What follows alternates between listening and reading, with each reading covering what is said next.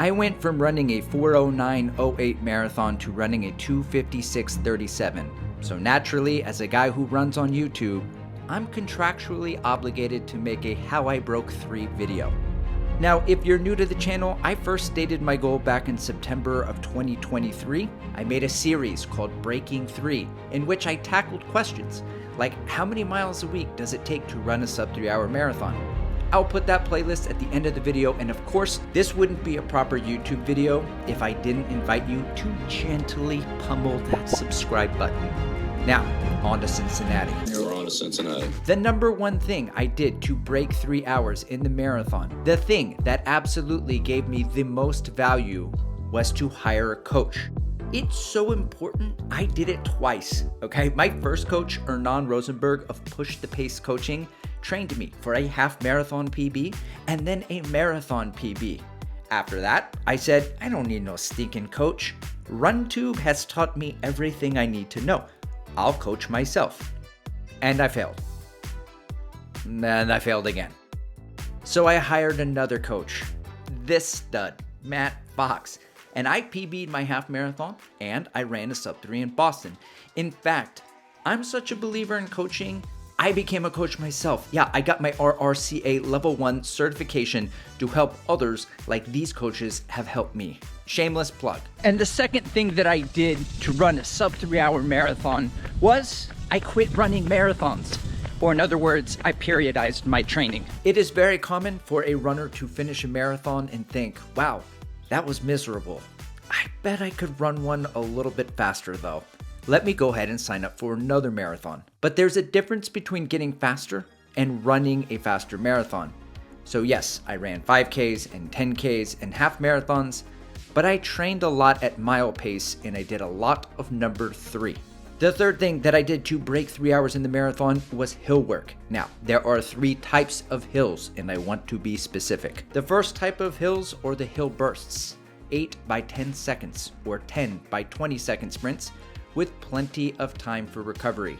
This goes back to the principle of becoming a faster runner first before running a faster marathon. The second type of hills were downhills. I ran these downhills at marathon paced effort inside of a long run to build quad strength and to prepare for the Boston Marathon specifically. And the last bit of hill training that I did is what I'm calling roller work. 18 miles of rollers, equaling the entire gain of my upcoming marathon. I ran these at a steady pace focused solely on maintaining my effort. Wow, that's a lot of hills, you say. But don't say. But I say for you because I'm the one making this video. Yes, pretty much the only hills that I didn't run were the 60-second longer hills that build strength endurance. I think those are more for like 800-meter fast twitch runners. Certainly not a midlifer like myself. Car, don't want to get hit here. For the fourth thing I did to run a sub 3-hour marathon was run less mileage. I know. It sounds like some hipster bullshit, but follow me on here, okay? Because for the Marine Corps Marathon, I ran over 7 weeks of 80+ miles in this Texas heat, and I got cooked. In my Breaking 3 series, I asked, how many miles does it take to run a sub 3? And in the comments, I got all sorts of answers. But I was looking at mileage all wrong. I was looking at it as the thing, the determining factor for the marathon result. In actuality, mileage is just the aerobic support for the workouts, and it's more so the workouts that contribute to the end result.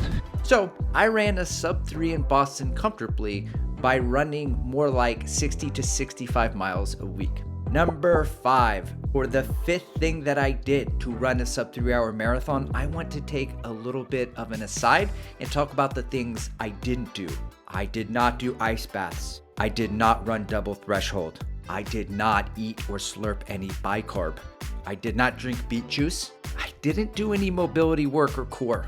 And I definitely didn't practice any visualization. That being said, I did take Ketone IQ. Okay, unsponsored plug from an unsponsored athlete here. Oh, and I wore this awesome hat from Peak Stride. Go follow his channel. It's my YouTube son, Connor. Sick, nasty hat. You gotta get one. Look, I'm not saying that doing any of these things wouldn't benefit me more as a runner. I'm just saying that I didn't do any of them and I still was able to run a sub 3-hour marathon. For number 6, I'm gonna get a little bit ethereal on you here. Word of the video, ethereal, a little new agey. No, I didn't buy any crystals, but I did let go of the results, and instead I focused on running by effort instead of by heart rate or by pace. No more over analyzing the training run heart rate data or the splits. Just wake up, run at whatever effort I'm supposed to run out for the day, go home, shower, get the kids ready for school, and go to work.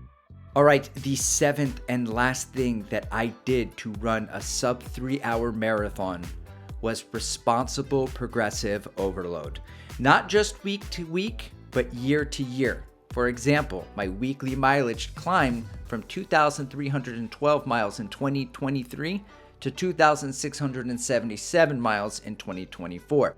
I ran bigger workouts, I ran at faster paces, inch by inch, and within the generally accepted responsible increases of training load.